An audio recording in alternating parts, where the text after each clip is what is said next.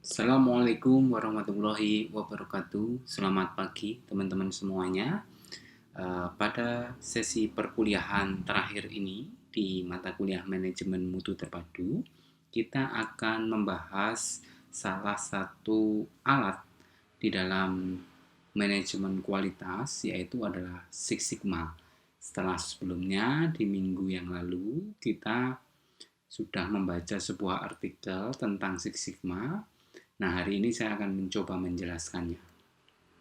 Di minggu sebelumnya, kita juga sudah membahas tentang salah satu alat untuk mengendalikan kualitas, yaitu diagram tulang ikan. Nah, di sini hari ini, minggu ini, kita akan membahas tentang Six Sigma. Berbeda dengan diagram tulang ikan, kalau diagram tulang ikan yang kemarin itu kan sifatnya itu adalah kualitatif. Tapi kalau metode Six Sigma ini bersifat kuantitatif dan kombinasi antara kuantitatif dan kualitatif. Walaupun penjelasan kualitatif dari metode Six Sigma ini didasarkan dengan perhitungan kuantitatif di beberapa tahapan sebelumnya. Oke, kita langsung saja ya, teman-teman. Nah, apa itu Six Sigma? Six Sigma ini seperti yang sudah saya singgung secara singkat tadi di depan, ini merupakan metode peningkatan kualitas terhadap suatu produk. Six Sigma sebagai salah satu metode baru yang paling populer, merupakan salah satu alternatif dalam prinsip-prinsip pengendalian kualitas yang merupakan terobosan dalam bidang ilmu manajemen. Secara khusus ya, manajemen kualitas menurut Gasper 2002. Peningkatan kualitas yang ditujukan adalah untuk meminimalisir produk yang rusak dari sebuah produksi atau zero defect. Makanya nama lain dari Six Sigma ini biasanya kalau di barat atau di Eropa ini biasa dikenal dengan nama zero defect.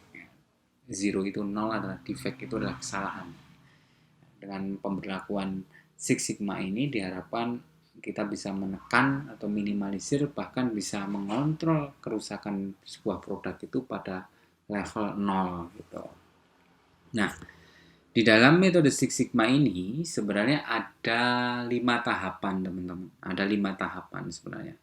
Ada tahapan yang pertama adalah define, kemudian tahapan yang kedua adalah measures, kemudian tahapan berikutnya adalah analyze, kemudian tahapan keempat itu adalah improvement, tahapan kelima itu adalah kontrol.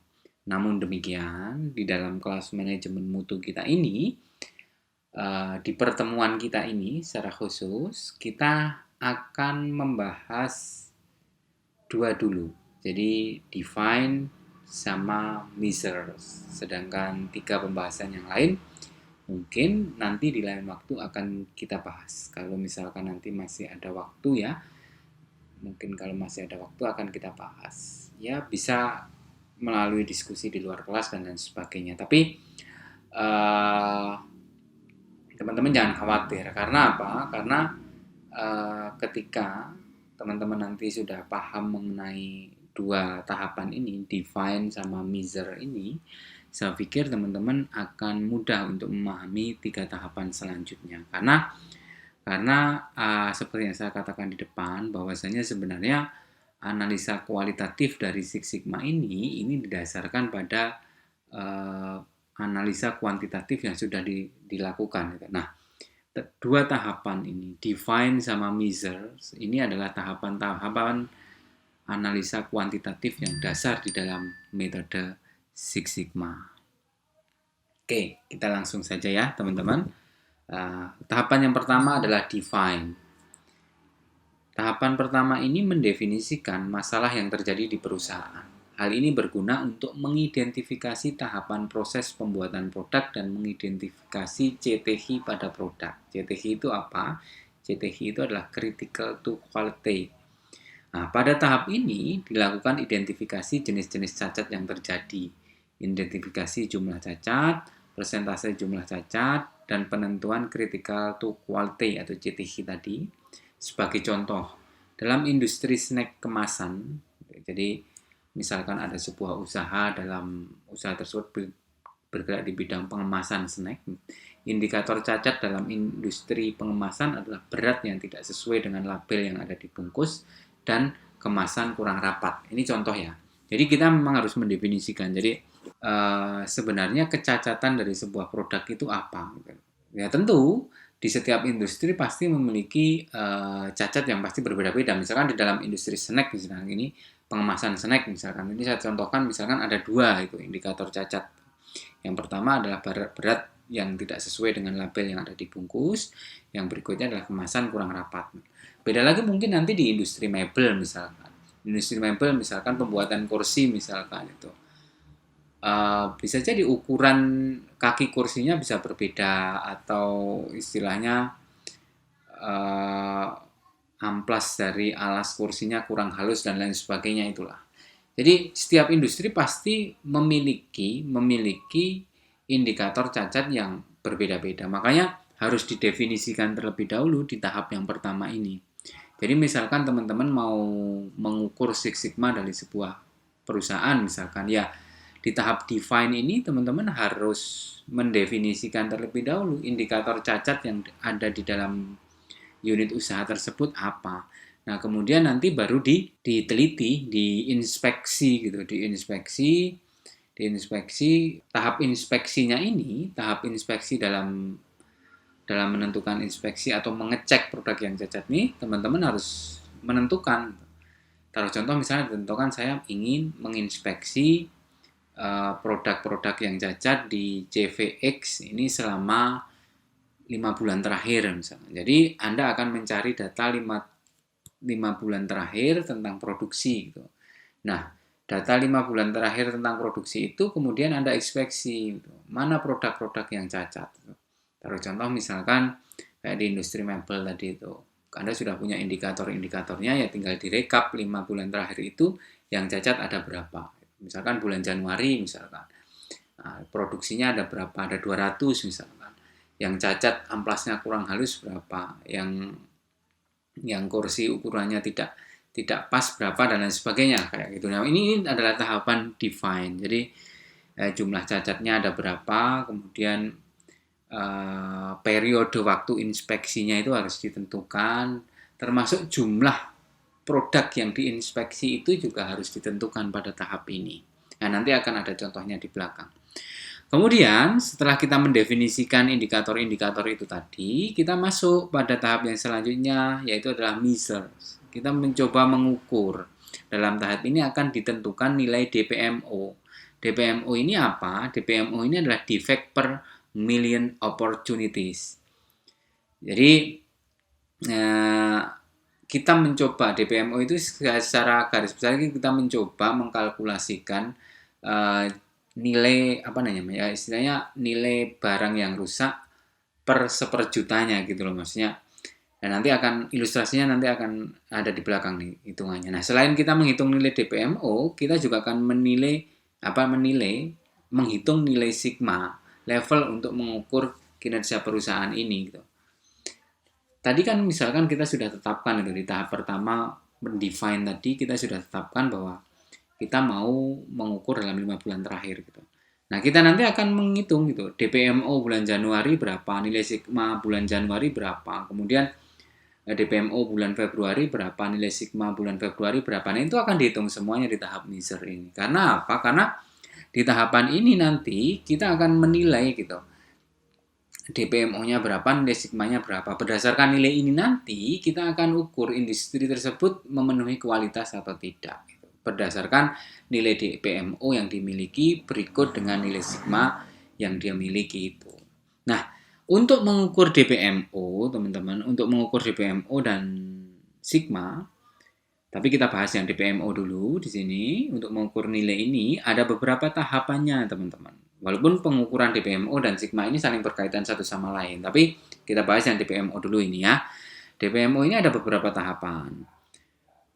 Di sini perhitungan DPMO, teman-teman bisa lihat di sini ada 4 tahapan untuk menghitung nilai DPMO.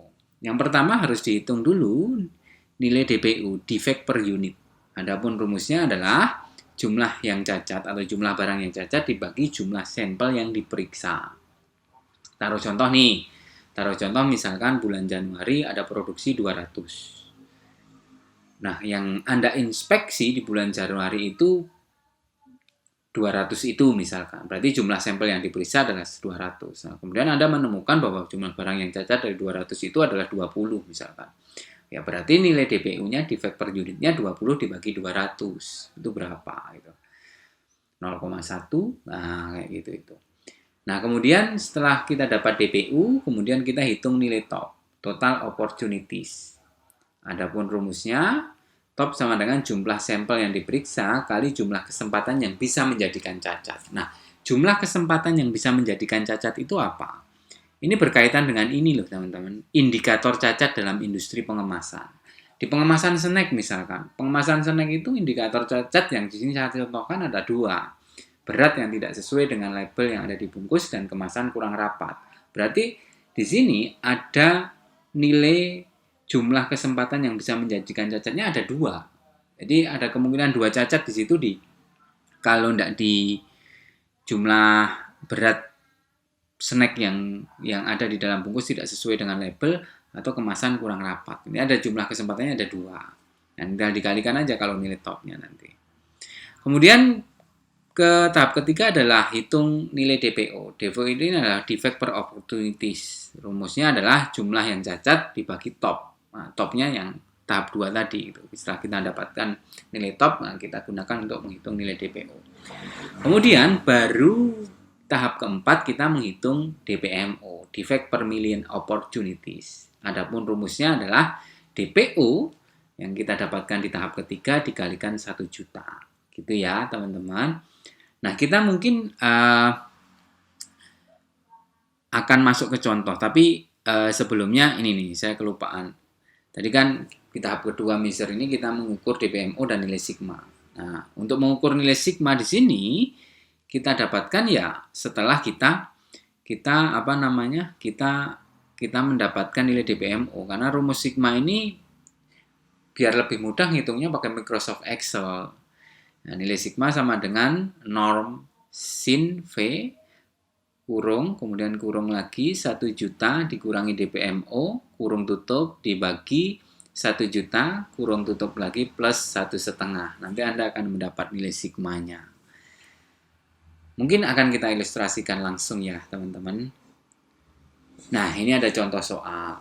Taruh contoh misalkan CV Adidaya adalah sebuah unit usaha yang bergerak pada bidang pengemasan makanan ringan. Makanan ringan yang dikemas di usaha ini semua diseragamkan dengan berat 250 gram. Namun demikian, realitasnya sering terjadi kesalahan. Kesalahan pertama, isi snack tidak sesuai dengan berat yang ditetapkan. Kesalahan yang kedua, perekat atau pembungkus tidak baik. Nah, di sini teman-teman bisa lihat bahwa ada 2 kesempatan.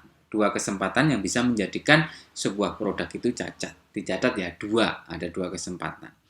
Nah, kemudian CV Adidaya kemudian melakukan sebuah inspeksi produk yang cacat yang ditujukan untuk peningkatan kualitas. Inspeksi dilakukan selama 6 bulan terakhir. Adapun jumlah produk yang diinspeksi setiap bulannya sebagai berikut. Nah, ini adalah data inspeksi. Ini kita hasilkan setelah kita melakukan proses yang pertama, define tadi, mendefinisikan. Nah, bulan Januari, produk yang diinspeksi 200. Jumlah cacatnya ada 70. Februari, produk yang diinspeksi 200. Kemudian jumlah cacatnya 55. Sampai dengan bulan Mei, produk yang diinspeksi 200. Kemudian jumlah yang cacat 88. Nah, dari sini mari kita hitung nilai DPMO. Nilai DPMO dan nilai sigma pada masing-masing bulannya. Ya, teman-teman. Oke, teman-teman bisa lihat di lembaran Excel ini, teman-teman bisa melihatnya ya. Ini saya hapus dulu saja. Saya hapus dulu aja, nanti kita hitung bareng-bareng lagi. Nah, ini sama dengan yang ada di Microsoft Excel tadi ya, teman-teman. Ini sama dengan yang ada di Microsoft Excel tadi.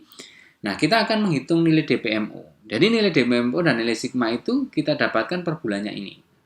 Nah, untuk menghitung nilai DPMO maupun sigma ada beberapa tahapannya toh. Tadi sudah saya jelaskan. Yang pertama adalah kita hitung DPU dulu. DPU tadi rumusnya adalah jumlah barang yang cacat, ya, jumlah barang yang cacat dibagi dengan jumlah sampel yang diperiksa. Ya, sampel yang diperiksa ini adalah produk yang diinspeksi ini ya, tinggal dibagikan, dibagi. Oke, nah 0,35. Nah, kemudian berikutnya kita harus menghitung nilai top. Top ini adalah total opportunities. Rumusnya adalah jumlah sampel yang diperiksa dikalikan jumlah kesempatan yang bisa menjadikan cacat. Nah, jumlah kesempatan yang bisa menjadikan cacat tadi kan ada 2 ya. Di dalam produk pengemasan snack ini, makanan ringan ini. Kalau beratnya tidak sesuai dengan kemasan yang ada di label, atau produk pengemasannya itu kurang bagus. Berarti karena rumusnya adalah jumlah yang diperiksa, berarti ini 200 dikalikan jumlah kesempatannya ada 2.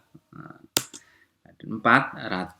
Kemudian tahap selanjutnya itu adalah menghitung DPO. DPO itu adalah defect per opportunity. Rumusnya adalah jumlah barang yang cacat dibagi dengan nilai topnya. Dapat 0,175. Nah, berikutnya kita menghitung nilai DPMO. DPMO ini adalah defect per million opportunities. Rumusnya adalah DPO dikalikan 1 juta.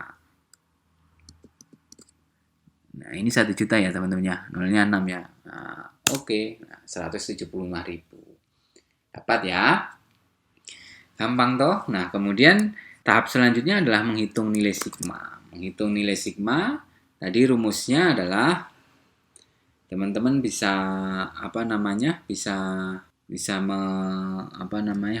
melihat tadi rumusnya adalah norm sin V, kemudian kurung buka ini 1 juta nolnya 6 ya, itu ya, dikurangi DPMO. DPMO-nya tadi 175.000 ya. Kemudian kurung tutup dibagi 1 juta, kurung tutup lagi ditambah 1,5. Dapat. Nah, nilai sigmanya 2,4. Nanti kita amati yang 2 tabel ini teman-teman, 2 tabel ini. Dari 2 tabel ini nanti kita amati gitu. Ada artinya dari nilai DPMO, nilai sigma. Jadi nanti kita hitung bulan Februari, kemudian bulan Maret, bulan April, bulan Mei. Kemudian nanti dirata-ratakan di sini average rata-rata DPMO-nya berapa, kemudian di sini average rata-rata nilai sigmanya berapa. Nah, nanti akan dapat teman-teman nilai ini yang diamati adalah nilai ini. 2 nilai ini yang diamati. Yang diamati adalah 2 nilai ini ya, yang diamati. Nah, diamati kemudian nanti hasilnya seperti apa, Pak? Hasilnya nanti seperti ini, teman-teman. Hasilnya seperti ini. Nah, ketika tingkat pencapaian sigmanya itu nilainya 1, kemudian DPMO-nya itu 691.462, ini artinya sangat tidak kompetitif. Tapi kalau nilainya sigmanya 2, kemudian DPMO-nya itu ya di bawah 300.000, 308.538, ini masih sama dengan rata-rata industri. Kemudian persentase dari nilai penjualan tidak dapat dihitung. Maksudnya ini kita nggak bisa menghitung berapa kerusakan itu persentasenya berapa persen dari penjualan gitu. Nah, intinya begini, industri itu semakin bagus ketika nilai sigmanya semakin tinggi dan nilai DPMO-nya itu semakin kecil. Ingat ya teman-teman, Jadi kalau kita balik lagi ke sini tadi, di sini adalah DPMO-nya 175.000 dan nilai sigmanya adalah 2,4. Kita lihat di sini. Dia masuk di nilai 2 ini, di kisaran ini, dan ini 170.000 ada di rentang ini. Industri kemasan ini tadi ternyata kalau kita lihat di bulan Januari ya, ini tidak kompetitif karena nilai DPMO-nya masih terlalu tinggi, defect per million opportunities-nya masih sangat tinggi dan nilai sigmanya masih terlalu kecil ya, di kisaran angka 2,4 gitu ya. Yang bagus ya nilai sigmanya tinggi, DPMO-nya kecil. Nah, sebenarnya dari dua tahapan ini sebenarnya teman-teman kemudian bisa mengaplikasikan untuk untuk sebuah riset tuh, untuk bahan skripsi teman-teman sebenarnya. Di lingkungan sekitar Anda itu kan banyak usaha dan lain sebagainya. Misalkan Anda mau skripsi tentang penilaian nilai Six Sigma gitu, pada usaha apa gitu. Nah, untuk justifikasi usaha tersebut sesuai dengan rata-rata di industri di Indonesia atau tidak kompetitif atau industri tersebut bagus, industri kelas dunia dan lain sebagainya, itu kan bisa dinilai dengan menggunakan pencapaian level Six Sigma ini dari Kaspers dan Fontana tahun 2018. Gitu ya teman-teman. Nah, tugas teman-teman nanti adalah melengkapi ini semuanya. Jadi nanti dilengkapi ini semua bulan Februari, Maret, April, Mei, termasuk nanti rata-ratanya dapatnya berapa, kemudian nanti kesimpulannya di sini kesimpulannya apa. Nah, kesimpulannya apa? Silakan ditulis di sini nanti kesimpulannya. Apakah industri tersebut kompetitif atau tidak? Nah, berdasarkan hitungan teman-teman. Gitu ya. Nanti dikirimkan ini file ini akan saya kirimkan ke teman-teman, kemudian teman-teman akan ngisi, kemudian untuk pengumpulannya nanti melalui link tautan Google Form.